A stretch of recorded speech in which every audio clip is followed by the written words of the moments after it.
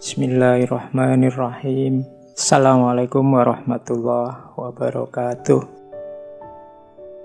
Sering saya bilang fokus kita dalam ngaji itu tetap harus pada ilmunya, jangan pada sayanya.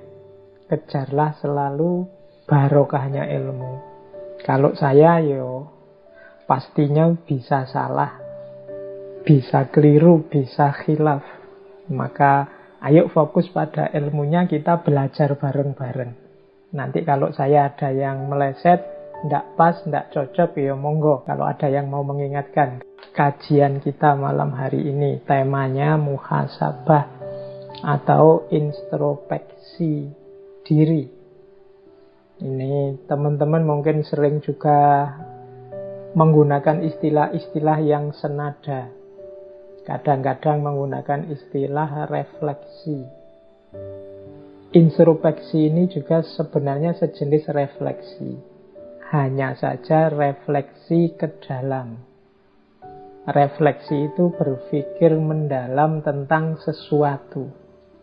Hanya saja ketika refleksi itu tentang diri kita yang bagian dalam, itu namanya introspeksi. Nanti ada filosof yang pakai istilah retrospeksi. Kalau retrospeksi itu fokusnya ke masa lalu. Jadi berpikir tentang apa yang sudah terjadi kemarin. Yang sebelumnya itu namanya retrospeksi. Jadi kalau ke dalam namanya introspeksi tentang diri kita sendiri. Kalau tentang yang sudah terjadi namanya retrospeksi. Kadang-kadang juga pakai istilah kontemplasi. Kalau kontemplasi ini pemahamannya adalah berpikir mendalam dan utuh, luas, lengkap. Semua dimensinya dijelajahi. Ini biasanya orang menyebutnya kontemplasi. Baik, itu untuk istilah-istilah ya, biar kita kritis dalam menggunakannya. Kalau refleksi biasanya fokus pada satu objek. Kalau objek itu ke dalam namanya introspeksi. Baik, kita lanjutkan. Saya awali dari sebuah jargon yang populer sekali di dunia filsafat, yaitu know thyself atau gnosis auton. Itu tulisan Yunaninya seperti itu. Artinya, kenalilah dirimu. Teman-teman yang fokus ke Islamic Studies mesti ngerti man arofa nafsahu faqad arofa rabbahu. Jadi know thyself itu kenali dirimu. Karena kuncinya hidup kita adalah identifikasi kita, pengenalan kita tentang siapa aku. Jadi orang yang tidak kenal dirinya, dia susah untuk bertindak, dia susah untuk bahagia, dia susah untuk mengekspresikan diri, mengaktualkan diri. Wong dia nggak ngerti siapa aku. Jadi mengapa kita harus muhasabah? Muhasabah itu upaya kita untuk kembali mengenali diri kita. Jangan-jangan kemarin-kemarin, setahun ini kita mengalami banyak sekali masalah yang macam-macam. Jangan-jangan kita kehilangan diri kita. Kalau bahasa filsafat sering disebut kehilangan identitas. Seolah-olah bukan aku yang kemarin-kemarin itu. Kita diserbu corona sejak bulan April. Nah itu kita seperti orang panik, melakukan banyak hal, mempaniki banyak hal. Nah itu mungkin di tengah-tengah sela-sela kegelisahan, kegalauan, kepanikan kita itu ada beberapa bagian yang kita kehilangan jati diri. Seolah-olah kita ini bukan kita yang biasanya. Kita lupa kalau kita itu ya manusia. Yang manusia itu sangat wajar kalau kadang ya sakit, kadang ya sehat. Ada banyak ujian yang macam-macam. Ada banyak cobaan dari Allah yang macam-macam. Kita juga punya Allah dan lain sebagainya. Ini kan sering membuat kita lupa. Maka momen akhir tahun ini semoga bisa jadi bahan kita untuk muhasabah. Yang tahu siapa dirimu ya kalian sendiri. Jadi akan lebih indah kalau muhasabah ini teman-teman melakukannya sendiri. Mungkin besok malam. Sendirian, nyari momen yang hening, lakukan dengan jernih, nilailah dirimu sendiri. Mungkin kemarin-kemarin kita ini sangat capek, sibuk menilai orang lain. Ayo kita sisihkan waktu barang sebentar untuk menilai diri kita sendiri.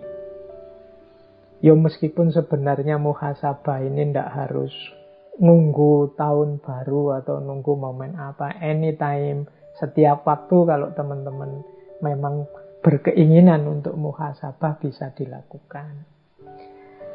Silahkan nyari momen sendiri. Misalnya tidak setuju, Pak, malam tahun baru itu kan bukan malam kita, Pak, itu malamnya kelompok sana. Bukan, ya monggo lah kalau punya pendapat seperti itu. Tapi tetap harus punya momen tersendiri untuk muhasabah, menilai diri kita. Karena kalau kita tidak menghitung diri kita, tidak muhasabahi diri kita, khawatirnya kita ini sebenarnya banyak kelirunya tapi merasa benar terus. Sebenarnya sudah keluar jalur tapi merasa masih on the right track. Nah, jadi inilah pertimbangan saya mengapa sebenarnya dulu sudah bolak-balik saya sampaikan tentang muhasabah. Malam ini saya angkat lagi untuk sekedar mereview beberapa materi kita. Siapa tahu akhir tahun ini ada gunanya untuk teman-teman bermuhasabah.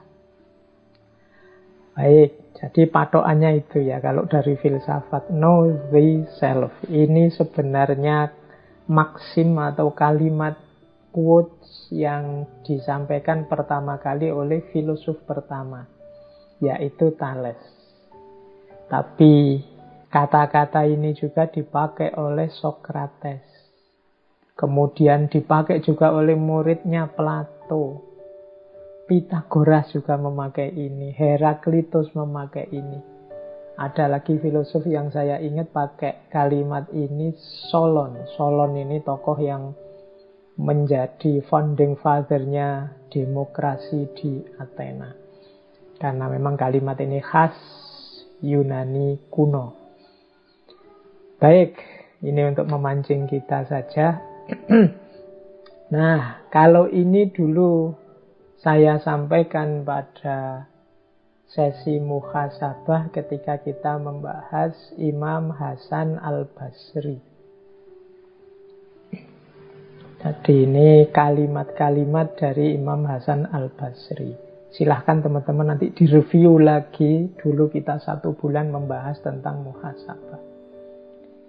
Jadi menurut Imam Hasan Al-Basri, seseorang tidak akan dapat predikat takwa sampai dia melakukan muhasabah kepada dirinya sendiri lebih ketat dibandingkan seorang teman yang bermuhasabah terhadap temannya.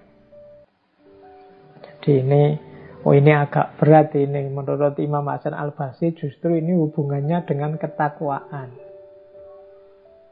Berarti di antara cirinya orang yang bertakwa adalah dia mampu dan mau melakukan muhasabah.